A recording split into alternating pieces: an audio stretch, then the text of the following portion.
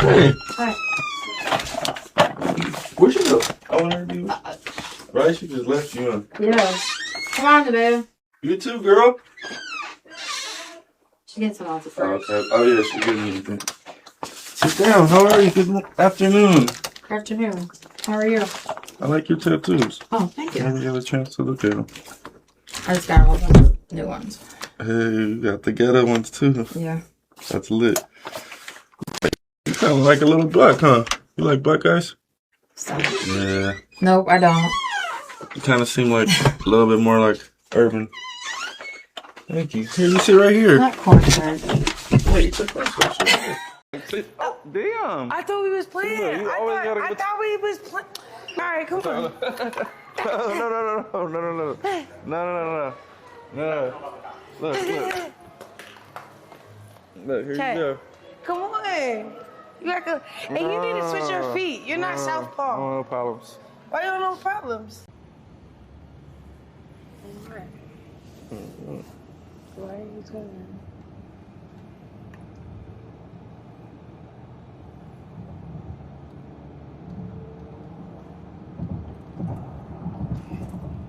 What you doing?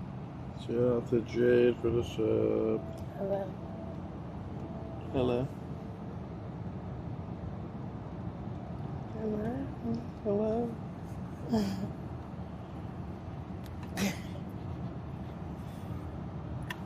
I have to be honest with you all. When I first saw the clip circulating from this night, I genuinely believed that maybe, just maybe, Blueface had finally learned to read a room. I thought that after everything that went down with Chrisean, after all the public arguing, the social media back and forth, and the obvious tension that has been building for weeks, he would come home and just want to relax. I thought that Neveah picking her mother up from the airport for the baby shower would be a peaceful moment, a family moment, a chance to reset before what is supposed to be a celebration of new life. But I was wrong. I was completely and utterly wrong. Because what unfolded over the course of that single evening was one of the most uncomfortable, cringe-inducing, and genuinely hard-to-watch sequences we have seen from this entire situation. It was not a warm welcome. It was not a family gathering. It was a masterclass in displaced anger, ego, and the toxic power dynamics that have come to define this relationship.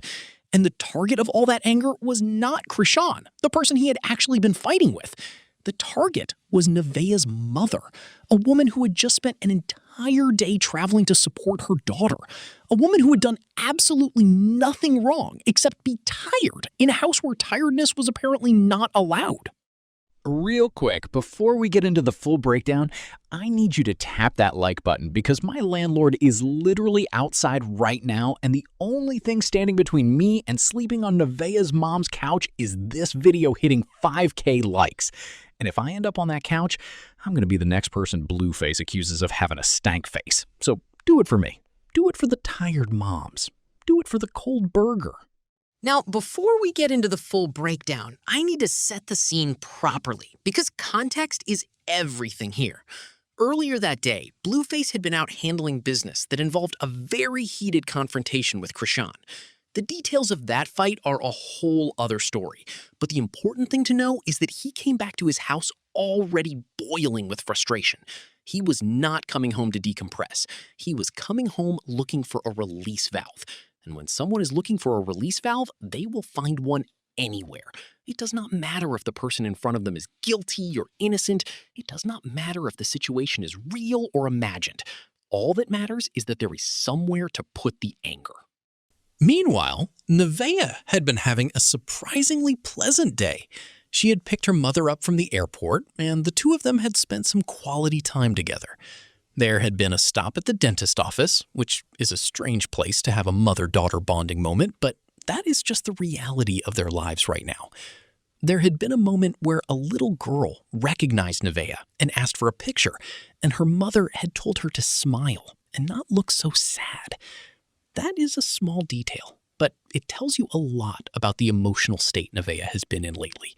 She is exhausted, she is stressed, and she is trying to hold it together for everyone around her. After that, they went to get food. Neveah wanted oysters, but of course she could not have raw oysters because of the pregnancy, so there was a whole conversation about that. Her mother got an elephant ear, which is one of those fried dough treats you get at fairs and carnivals. It was a simple, normal day. The kind of day that should end with everyone going to bed peacefully. But that is not what happened. By the time they got back to Blueface's house, Neveah's mother was running on fumes. She had been awake for over 24 hours. She had traveled across the country. She had been shuffled from appointment to appointment. Her body was screaming for rest. So when they got inside, she did what any exhausted person would do. She went upstairs to the guest room, laid down on the bed, and closed her eyes. It was not a statement. It was not an act of disrespect. It was a biological necessity. She was tired. When Blueface finally came home, the energy in the house shifted immediately. He walked through the door with a storm cloud over his head. Neveah was in the living room, and she could instantly tell that something was wrong. She had been through this enough times to recognize the signs. The tight jaw, the heavy footsteps, the way he avoided eye contact while simultaneously scanning the room for something to be angry about. It was a familiar pattern. He was not home to relax. He was home to fight. He asked where her mother was. Neveah told him she was upstairs, that she had been laying down, that she was probably asleep by now. It was a simple, reasonable answer. Her mother had been exhausted. She had seen her with her own eyes, slumped over in the car on the ride back. The woman could barely keep her eyes open. So yes, Neveah assumed she was asleep. Any reasonable person would have made the same assumption. But Blueface is not operating from a place of reason right now. He is operating from a place of deep, seething frustration. And in that state, every word that comes out of someone's mouth is a potential landmine. He immediately latched onto the word asleep. He wanted to know for certain. He wanted proof. It was not enough for Neveah to say her mother was resting. He needed to verify it himself. And so, without another word, he walked upstairs to the guest room. This is where the night takes its first sharp turn into absurdity. Blueface opened the door to the guest room, and what he found was not a sleeping woman. He found Neveah's mother, awake, sitting on the edge of the bed. She had been trying to rest, but sleep had not come easily. It is hard to fall asleep in a new place, especially when you have been traveling all day and your body is in that strange limbo state between exhaustion and alertness. She had been lying there with her eyes closed, but when she heard the door open, she sat up. She was groggy, disoriented, and still half asleep, but she was technically awake. To any normal person, this would have been a non-event. A person was trying to sleep, they heard someone come in, they woke up slightly. End of story. But to Blueface, this was a betrayal of the highest order. He had been told she was asleep. She was not asleep. Therefore, Neveah had lied to him. And if she could lie about something this small, what else could she lie about? It did not matter that the distinction between laying down and sleeping was practically meaningless in this context. It did not matter that the mother had been trying to sleep and had only woken up because he walked in. In Blueface's mind, he had been deceived, and that was unacceptable. He walked back downstairs with a new fire in his eyes. He did not greet Neveah's mother. He did not ask her how her flight was. He did not thank her for coming all this way to support her daughter. He simply turned around and left the room, carrying his newfound grievance like a weapon. When Blueface got back to the living room, he confronted Neveah immediately. He called her a liar. Not in a joking way, not in a playful way, but with the kind of cold, dismissive tone that cuts right through a person. He told her that her mother was awake, that she had been sitting there with her eyes open, and that Neveah had deliberately misled him. He wanted to know why she would do that. Why would she lie about something so trivial? What was the point of it? Neveah was stunned. She had just spent the entire day with her mother. She had seen her dozing off in the car. She had helped her get settled into the guest room. The woman was practically sleepwalking. The idea that she was lying about her mother's sleep status was so absurd that she did not even know how to respond. She tried to explain that laying down and sleeping were basically the same thing when someone was that exhausted. She tried to tell him that her mother had probably just woken up when he walked in. But Blueface was not interested in explanations. He had already made up his mind. She was a liar, and that was that. And then the conversation shifted, because it was not just about the sleep anymore. Blueface had gone upstairs and seen the mother's face. He had seen the way she looked at him when he opened the door, and in that look, he saw something that he did not like. He saw attitude. He saw judgment. He saw a woman who thought she was better than him, sitting in his house enjoying his hospitality while secretly looking down on him. That is what he saw. Whether that was actually what the mother was feeling or not was irrelevant. Blueface trusted his ability to read energy, and the energy he was reading was hostile. He told Neveah that her mother had given him a stank face. Neveah tried to explain that it was not a stank face. That was just how her mother looked when she was tired. But Blueface was not buying it. He knew what he saw, and what he saw was a woman with an attitude. He told Neveah that he was not going to tolerate that. Not in his house. Not after he had spent his money to fly her out. Why would he pay for someone to come into his home and make him feel uncomfortable? She could have stayed at home if she was going to act like that. This is where things go from bad to worse. Blueface demanded that Neveah call her mother right then and there to address the situation. He wanted it handled immediately. He wanted the mother to know that her behavior was unacceptable. And he wanted it done on speakerphone so he could hear every word. Quick pause. If you felt your stomach drop when you realized he made her put her own mother on speakerphone so he could listen to her being humiliated in real time, that's your gut telling you something. That's the moment you knew this wasn't about sleep or attitude or energy. That was about power. Pure, unadulterated, I pay the bill so you owe me power. And if you're still watching this right now, still spiraling, still mad, tap subscribe, because this is the only place that's going to keep you updated on every single development in this saga. The baby shower, the Chrisean fallout, the inevitable Neveah interview where she explains why she didn't hang up the phone. You're not going to want to miss a single episode. Cardi can feel when y'all don't subscribe. She knows. She's at home right now refreshing my channel analytics and shaking her head. Do you want that on your conscience? Neveah, exhausted and defeated, did what he asked. She pulled out her phone and called her mother, who was still upstairs, still trying to rest, still completely unaware of the storm that was brewing downstairs. When the mother answered the phone, her voice was groggy and confused. She had been on the verge of sleep when the call came through. She had no idea that she was about to be put on trial. Blueface wasted no time. He got straight to the point.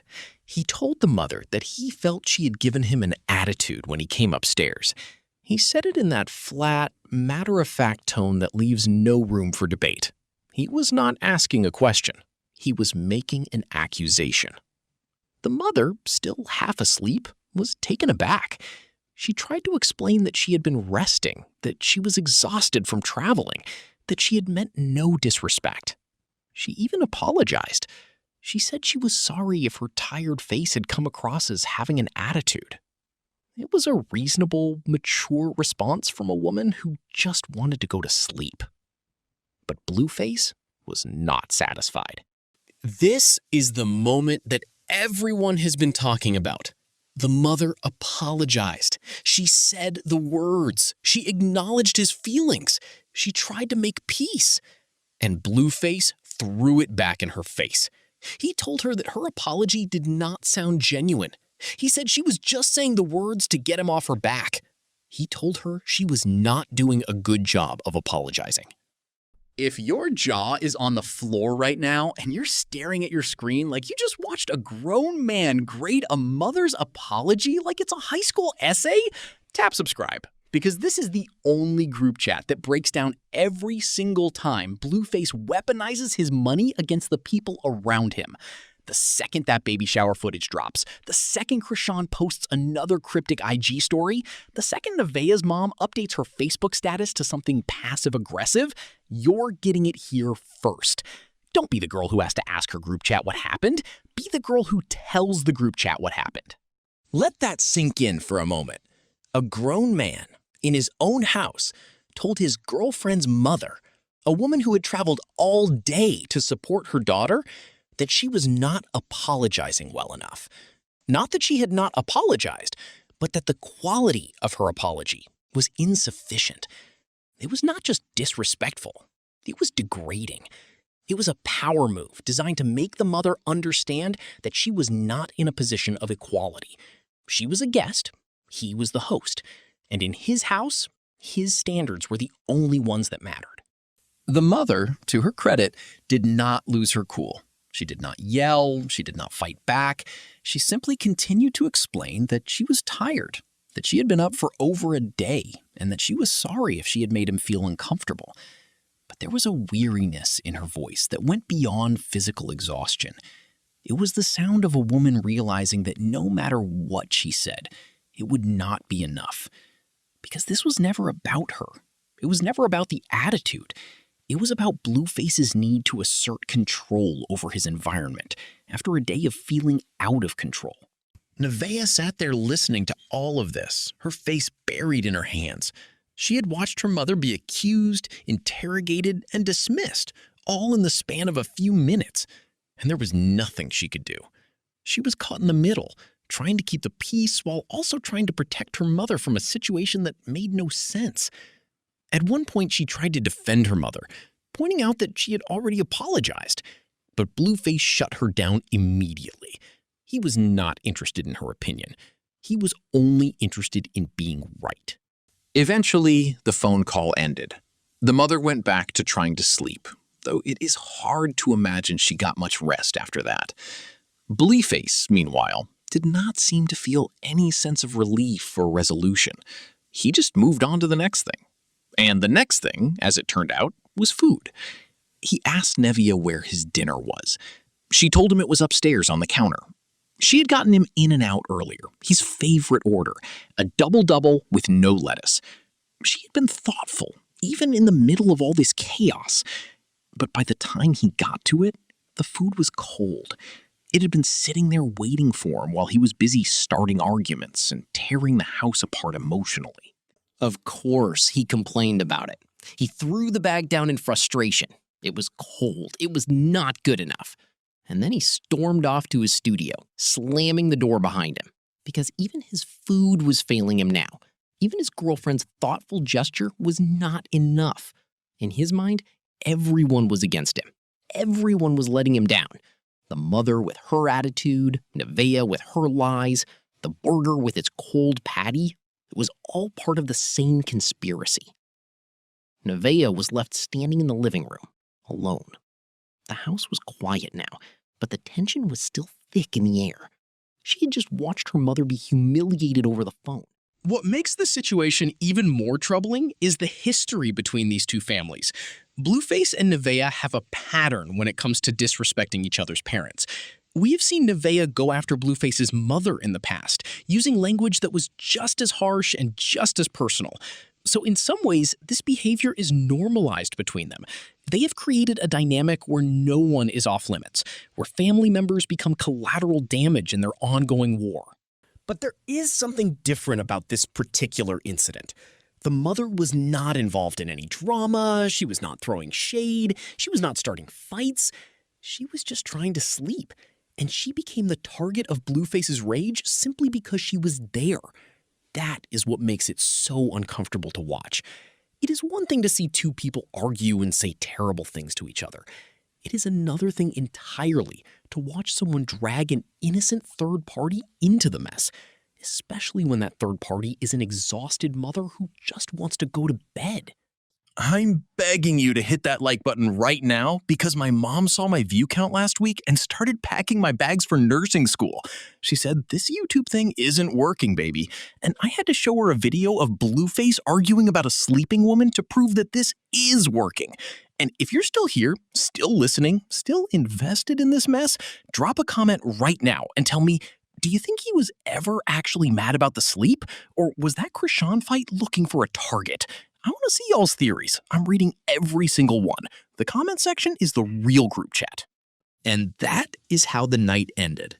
Not with a resolution, not with a heartfelt conversation, but with a slammed door and a cold burger. The mother went to sleep, or at least tried to, in a house where she had just been told that her apology was not good enough. Neveah went to bed alone, having been accused of lying about something so trivial that it barely deserved a second thought. And Blueface sat in his studio, stewing in his own anger, convinced that he was the victim in all of this. The big question now is what happens next? The baby shower is still on the calendar. Neveah's mother is still in town. She's supposed to show up, smile, and celebrate the impending arrival of her grandchild. But how does she do that after what just happened? How does she sit in a room with Blueface and pretend that everything is fine? And how does Neveah navigate the space between her mother and the man she has chosen to be with? There is also the question of whether this was ever really about the mother at all. Most people who have been following this story closely believe that Blueface came home angry from his fight with Chrisean and simply took it out on whoever was closest. The mother was just the easiest target. She was the outsider, the one who could not fight back, the one who was dependent on his hospitality. And that is exactly why he went after her. It was never about the attitude or the stank face or the sleep. It was about power. It was about control.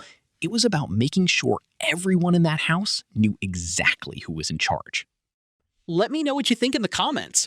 Do you believe Blueface genuinely felt disrespected? Or was he just looking for a fight? And if you were Neveah, would you have let that phone call happen at all? I am genuinely curious to hear your thoughts on this one, because it has sparked a huge debate online. Some people are saying that Neveah should have stood up for her mother more forcefully. Others are saying that she is in an impossible position and did the best she could under the circumstances. And then there are those who believe that this is just the inevitable result of a relationship built on chaos. Wherever you land on that spectrum, one thing is clear. This family has a long road ahead of them. And with the baby shower looming, the tension is only going to get worse before it gets better. Don't subscribe. Genuinely. Stay uninformed. Let your group chat find out before you. Be the last one to know what happens at that baby shower. Let your coworker who follows this drama be the one to tell you that Neveah's mom left early, or that Blueface showed up late with a stank face of his own, or that Chrisean crashed the whole thing with a gift basket and a grudge. I dare you. Because the girls who are subscribed, they're going to get the full breakdown within hours of the footage dropping. They're going to know who said what, who stormed out, and who posted the first passive-aggressive TikTok about it.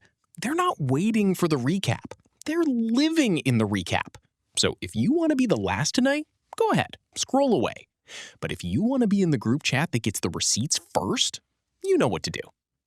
Don't forget to like and subscribe for more updates. We will be watching closely to see how this all unfolds.